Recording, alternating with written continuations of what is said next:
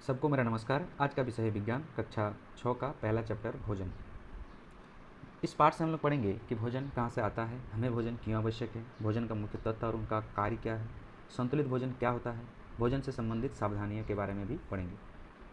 तो हम लोग जानते हैं भोजन हमें कहाँ से प्राप्त होता है, पेड़ पौधों से और जंतुओं से। और किससे प्राप्त होता है?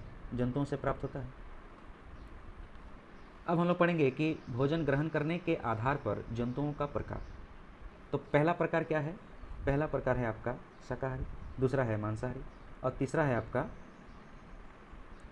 सर्वाहारी। तीसरा क्या है? सर्वाहारी। तो शाकाहारी किसे कहते हैं? जो जंतु केवल पौधे और उसके उत्पाद को भोजन के रूप में लेते हैं, उन्हें हम लोग शाकाहारी कहते हैं। मांसाहारी किसे कहते हैं? जो जंतु दूसरे जंतुओं को भोजन के रूप में लेते हैं, उन्हें मांसाहारी कहते हैं।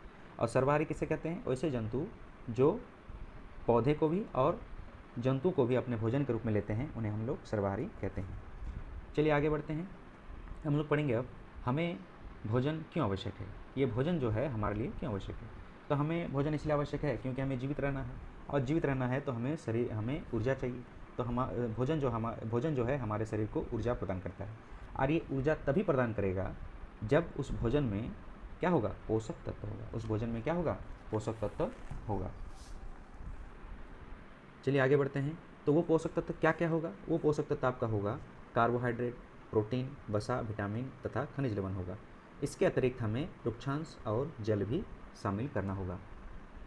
ये हमारे शरीर में बहुत ही आवश्यक है।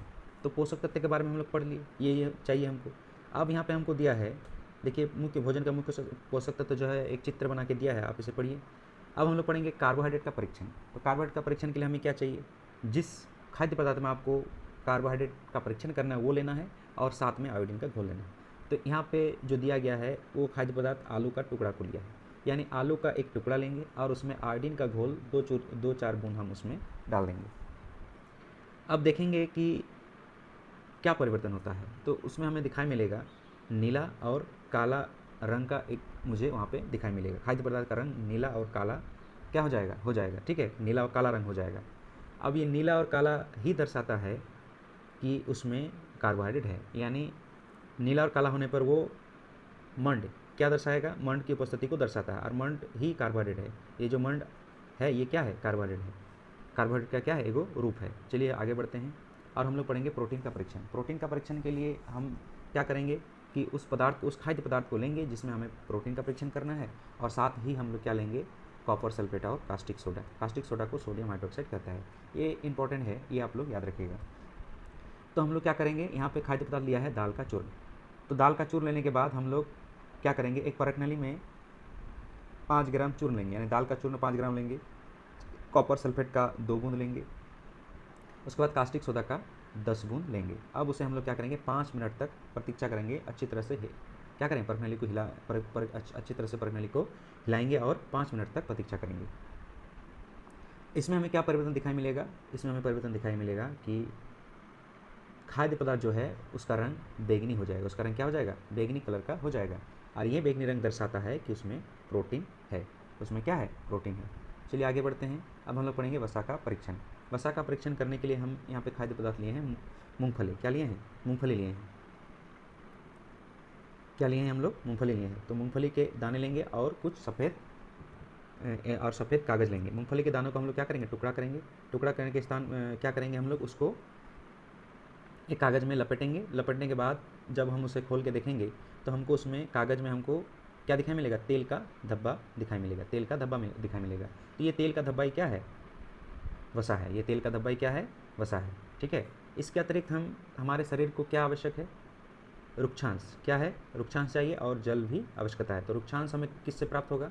गेहूँ से प्राप्त होता है, दाल से, आलू से, फल सब्जियों से ये रुक्षांश हमें प्राप्त होता है। जल हमारे भोजन को पचाने तथा अवशिष्ट पदार्थ अर्थात मूत्र और पसीने के रूप में बाहर निकालने में सहायता करता है। और जल हमें भोजन के रूप में जल को हम लोग किस प्रकार हम लोग लेते हैं? जल को हम लोग डायरेक्ट भी पी सकते हैं, दूध, चाय आदि के रूप में भी लेते हैं, नारियल का पानी, तरबूज, इसमें भी इस तरह से भी हम लोग हमारे शरीर में जल को लेते हैं। अब जल का परीक्षण यहाँ दिया है। जल का परीक्षण बहुत आसान है। आप किसी भी सब्जी को, एक सब्जी लीजिए, उसको आप काटिए, देखिए आपका हाथ गीला हो जाएगा। अगर आपका हाथ गीला हो रहा है यानी इसका मतलब उसमें क्या है? उसमें जल है। चलिए आगे बढ़ते हैं।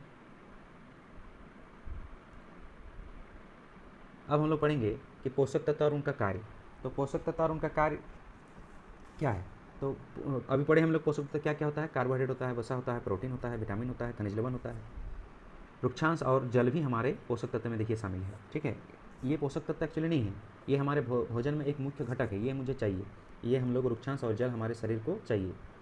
ठीक है, अब हम लोग पढ़ेंगे वो पोषक तत्व जो कार्बोहाइड्रेट और वसा है, ये क्या करता है हमारे शरीर को? ऊर्जा प्रदान करता है। क्या प्रदान करता है? ऊर्जा, यानी ऊर्जा देने वाला भोजन। ऊर्जा देने वाला भोजन क्या है? कार्बोहाइड्रेट और वसा। प्रोटीन क्या करता है? हमारे शरीर को वृद्धि, अगर कहीं पे टूट फूट जाए उसकी मरम्मत भी कौन करता है?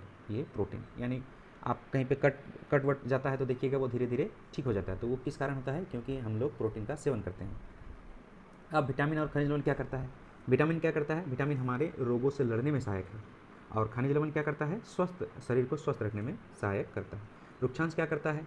बिना पचे हुए भोजन को बाहर निकालने में सहायक करता है।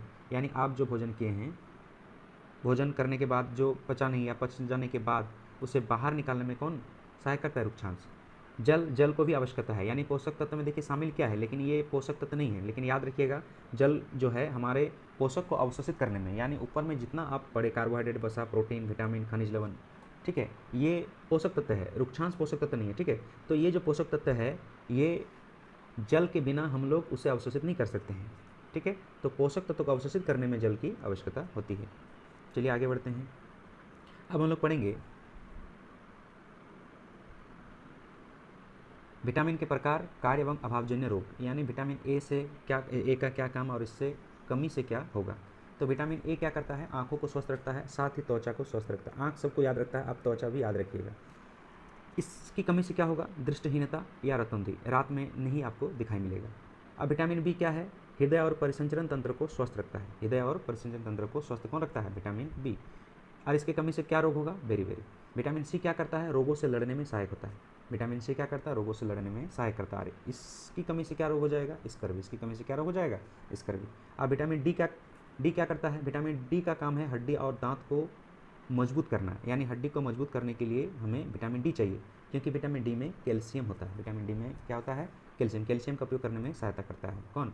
Vitamin D. विटामिन डी हमें सूर्य की किरणों से भी मिलता है। इसकी कमी से क्या रोग हो जाएगा? रिकेटस। इसकी कमी से क्या रोग होगा? रिकेटस। अब विटामिन ई के बारे में पढ़ेंगे। विटामिन ई क्या करता है? त्वचा एवं प्रजनन अंगों को स्वस्थ रखता है। विटामिन ई त्वचा एवं प्रजनन अंगों को स्वस्थ रखता है। त्वचा एवं प्रजनन अंगों को प्रभावित करता है, इसकी कमी से क्या हो जाएगा? इसकी कमी से त्वचा और प्रजनन अंग को प्रभावित करेगा, यानी कि ये बिगड़ जाएगा। अब विटामिन के बारे में पढ़ेंगे। विटामिन के क्या करता है? रक्त को धक्का जमने में सहायता करता है, और उसकी कमी से क्या होगा? रक्त नहीं जमेगा। अब इसको समझिए ऐसा कि अगर मान लीजिए आप किसी दुर्घटना का कहीं पे आपका चोट लग जाए और उससे खून बह रहा है, तो विटामिन के अगर रहेगा, के क्या करेगा कि उसमें तुरंत खून को धक्का जमा के रोक देगा। लेकिन अगर के ना रहा तो वो रक्त जमेगा नहीं, वो निकलते रहेगा। ठीक है, अब हम लोग आगे बढ़ते हैं। यहाँ देखिए विटामिन का स्रोत कुछ दिया है, जैसे विटामिन ए का स्रोत दिया है। विटामिन ए हमको किस किस से प्राप्त हो सकता है? पपीता से प्राप्त होगा, गाजर से प्राप्त होगा, आम से प्राप्त होता है, दूध से प्राप्त होता है, मछली का तेल से प्राप्त होता है। ये सब भी याद रखिएगा। विटामिन बी का स्रोत क्या है? लीवर है, चावल है, इससे हम लोग विटामिन बी मिलेगा। उसके बाद विटामिन सी का स्रोत क्या है? विटामिन सी का स्रोत देखिए आंवला दिया है, मिर्च दिया है, सेब दिया है, अमरूद, इस सब से हमको विटामिन सी मिलता है। विटामिन सी आपका कच्चे पदार्थ में, यानी कच्चे जो फल सब्जियाँ होता है उससे विटामिन सी हमको मिलता है। विटामिन डी का स्रोत दिया है, जैसे मछली दिया है, देखिए दूध दिया है, तो ये विटामिन डी का स्रोत है। अब हम लोग आगे बढ़ेंगे, और हम लोग आगे बढ़ेंगे और इसमें पढ़ेंगे कि संतुलित आहार क्या होता है। तो संतुलित आहार उसे कहता है जो हमारे शरीर को वृद्धि, अच्छे स्वास्थ्य बनाए रखने में आहार की सभी पोषक तत्व उचित मात्रा में, कैसे चाहिए? उचित मात्रा में। ये जितना भी पोषक तत्व है ये हमको क्या चाहिए? उचित मात्रा में होना आवश्यक है। साथ ही इसमें पर्याप्त वृक्षांश और जल भी होना आवश्यक है। अगर इस प्रकार का भोजन आपको मिल जाता है तो आप संतुलित आहार का सेवन कर रहे हैं। इसी प्रकार के भोजन को संतुलित आहार भी कहा जाता है। अब हम लोग आगे बढ़ेंगे। यहाँ देखिए दिया है पोषक तत्व को नष्ट होने से बचाने हेतु कुछ सावधानियाँ। तो पोषक तत्व को नष्ट होने से बचाने हम लोग क्या करेंगे? हम लोग क्या करते हैं कि पहले सब्जी हो या फल को हम लोग पहले छिलका उतार लेते हैं, उसके बाद धोते हैं। तो इससे क्या हो जाएगा कि उस सब्जी या फल में जो विटामिन है वो नष्ट हो जाएगा। तो हम लोग को क्या करना है कि छिलका उतारने से पहले ही धो लेना है, उसके बाद हमको फल और सब्जी को काटना चाहिए, काटने के बाद उसे नहीं धोना चाहिए। चावल और दाल को बार बार धोने से भी विटामिन और खनिज लवण की कमी हो जाता है, तो ये भी याद रखिएगा। चलिए आगे बढ़ते हैं। आप इसे भी याद रखिए, जैसे लो सोडियम नमक, यानी लो सोडियम नमक आजकल के बाज़ारों में उपलब्ध है। इनका भोजन से आप उच्च रक्तचाप वाले रोगियों से लाभदायक है, यानी जिसका हाइपरटेंशन होता है, उच्च रक्तचाप, उसके लिए आवश्यक है लो सोडियम नमक। ये भी याद रखिएगा, अगर आप अधिक नमक की सेवन करते हैं तो क्या हो जाएगा, हाइपरटेंशन यानी उच्च रक्तचाप की बीमारी हो जाएगा। तो उसे कम करने के लिए आपको क्या चाहिए, लो सोडियम नमक। अब हम यहाँ पे दिया है खनिज लवण का कुछ स्रोत दिया है, यानी वो खनिज लवण का स्रोत यानी आयोडीन भी खनिज लवण है, फास्फोरस है, लोहा है, कैल्शियम है, ये सब क्या है, खनिज लवण है। तो खनिज लवण आपको आयोडीन कहाँ से किससे प्राप्त होगा, मछली से प्राप्त होगा, केकड़ा, आयोडाइड नमक, अदरक, समुद्री उत्पाद, इस सब में आपको आयोडीन प्राप्त होगा। फास्फोरस किससे प्राप्त होगा, केला से प्राप्त होगा, दूध, मिर्च, बादाम, इससे क्या प्राप्त होगा, फास्फोरस प्राप्त होगा। पालक, सेब, साबुत अनाज, यकृत, इससे प्राप्त क्या होगा, लोहे के तत्व यानी आयरन हमको इस सब में मिलेगा। अब कैल्शियम किससे प्राप्त होगा, दूध से प्राप्त होगा, अंडा, मूली, केला, इस सब से क्या प्राप्त होगा, आपका कैल्शियम प्राप्त होगा। चलिए आगे बढ़ते हैं। ये ऊपर में जो हम लोग पढ़े इसी को चित्र के रूप में दिखाया गया है, आप लोग इसे देख लीजिए। अब हम लोग आगे पढ़ेंगे। अपने भोजन को पोषक तत्व शरीर के लिए महत्व जान लिया, यानी हमारे शरीर में पोषक तत्व कितना महत्व है हम लोग ये जान लिए। अगर इनमें कोई पोषक तत्व है, अब देखिए पोषक तत्व के बारे में हम लोग पढ़े, अगर मान लीजिए आप वसा नहीं लेते हैं या कार्बोहाइड्रेट नहीं लेते हैं तो फिर भी आपको क्या, आपको कुपोषण के शिकार हो सकते हैं या उससे होने वाले कुछ अलग रोग हो जाएगा। आप मान लीजिए भोजन में आयोडीन नहीं लेंगे तो पर भी आप कुछ और रोग से पीड़ित हो जाएंगे। यानी जो पोषक तत्व है इसको हमें उचित मात्रा में लेना बहुत जरूरी है। आप अगर प्रोटीन नहीं लेंगे भोजन में, बाकी सबको ले रहे हैं लेकिन प्रोटीन नहीं लेंगे तो पर भी दिक्कत है।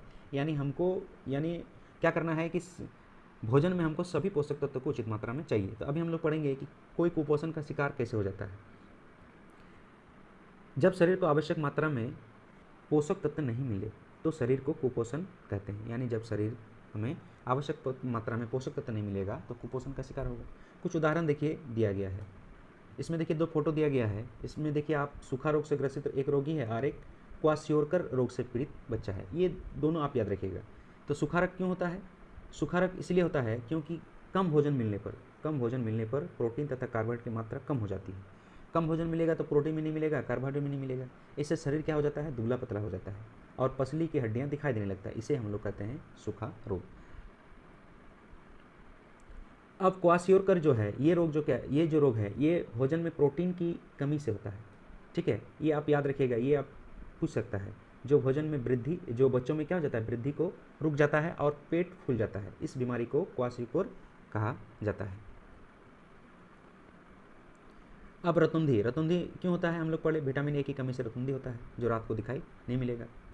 अब घेंगा रोग किसे कहते हैं, आयोडीन की कमी से गले देखिएगा, बहुत ऐसे भी लोगों को देखे होंगे जिसका गला फुला हुआ दिखाई मिलता है। तो उसमें कौन सा रोग हुआ है, उसमें उसको घेंगा रोग हो गया है। तो घेंगा रोग क्यों हो गया है, क्योंकि वो आयोडीन को कम लेता था, यानी आयोडीन की कमी से घेंगा रोग होता है। और साथ ही बच्चे मानसिक विकलांग भी हो जाता है, आयोडीन की कमी से। अब हम लोग पढ़ेंगे एनीमिया रोग क्या होता है। एनीमिया रोग क्या होता है कि लोह तत्व की कमी से, यानी आप अगर आयरन नहीं लेंगे तो खून की कमी हो जाएगी। तो खून की कमी होने पर आपको एनीमिया रोग हो जाता है। अब हम लोग पढ़ेंगे अस्थि और दंत क्षय। कैल्शियम की कमी से आपका हड्डी और दांत क्या हो जाता है, कमजोर होता है। यानी कैल्शियम हमारे शरीर के लिए बहुत आवश्यक है। इससे क्या हो जाएगा, अगर आप इसे नहीं लेते हैं तो आपका हड्डी और दांत कमज़ोर हो जाएंगे। अब देखिए ऊपर में हम लोग क्या पढ़े कि भोजन में हमें सभी पोषक तत्व जैसे आवश्यक है। अगर कमी से देखिए रोग हो गया, लेकिन आप ज़्यादा भी ले लेंगे तो उससे भी रोग हो जाएगा। जहाँ पोषक तत्व की कमी से देखिए विभिन्न रोग हो जाता था, वहीं इसकी अधिकता से भी हानिकारक भी है। जैसे मान लीजिए आप वसायुक्त भोजन ज़्यादा करते हैं तो आप मोटापा का शिकार हो सकते हैं। और मोटापा जो है ये समस्त बीमारियों की जड़ है और ये समस्त बीमारियों को ले आता है। अब हम लोग पढ़ेंगे दूषित भोजन के बारे में। यानी हम लोग बाहर में जो ठेला वगैरह सब में खाना खाते हैं वो क्या है, खुले में रखता है और खुले में रखने पर उसमें मक्खी वगैरह सब बैठ जाता है और मक्खी गंदगी जगह पर भी बैठता है। तो वहाँ से आकर वो सूक्ष्म जीवों को ले आकर वो जो ठेले में रखा रहता है समोसा वगैरह सब उसमें जाके बैठ जाता है, उसमें भी वो सूक्ष्म जीव आ जाता है। और उससे हमें क्या हो जाएगा, अगर उस प्रकार के भोजन को हम लोग लेंगे तो वो हमें भी क्या करेगा, उस सूक्ष्म जीव हमारे शरीर में आकर हमें भी रोगग्रस्त बना देंगे। उसके बाद दिया है दूषित भोजन, यानी जो बासी भोजन आप कहते हैं, बासी भोजन को हमें खाने का योग्य नहीं है, ये दूषित हो जाता है। अगर वो रेफ्रिजरेटर में ना रखा जाए। अगर रेफ्रिजरेटर में रखते हैं तो आप उसे ले सकते हैं, लेकिन ज़्यादा दिन तक नहीं रख सकते। इससे भी आपका भोजन जो है उसमें सारा पोषक तत्व नष्ट हो जाता है। अब हम लोग आगे बढ़ते हैं। देखिए हमारा जो भोजन पाठ है ये यहाँ पे समाप्त हो जाता है। यहाँ पे दिया है कुछ, जैसे हमने इसमें क्या क्या सीखे। तो हमने इसमें क्या क्या सीखे, हमारे भोजन का मुख्य पोषक तत्व क्या है, कार्बोहाइड्रेट है, प्रोटीन है, वसा है, विटामिन और खनिज लवण है। इसके अतिरिक्त वृक्षांश और जल भी भोजन के आवश्यक अंग है। कार्बोहाइड्रेट तथा वसा हमारे शरीर को मुख्य रूप से ऊर्जा प्रदान करता है। प्रोटीन तथा खनिज लवण की आवश्यकता तथा हमारे शरीर की वृद्धि के लिए होता है। विटामिन हमारे शरीर की रोगों को रक्षा करने में सहायता करता है। संतुलित आहार में हमारे शरीर के लिए आवश्यक सभी पोषक तत्व तथा पर्याप्त वृक्षांश और जल की उचित मात्रा सम्मिलित करता है। हमारे शरीर में लंबे समय तक एक या अधिक पोषक तत्व की कमी से भी हम लोग देखें कि विशिष्ट रोग और विकार उत्पन्न होता है। तो हमने ये सीखा। अब हम लोग जो अभ्यास प्रश्न है इसको हम लोग अगले वीडियो में देखेंगे। तो चलिए समाप्त करते हैं। सबको, अगर आपको ये वीडियो अच्छा लगा तो लाइक और सब्सक्राइब कर दीजिएगा।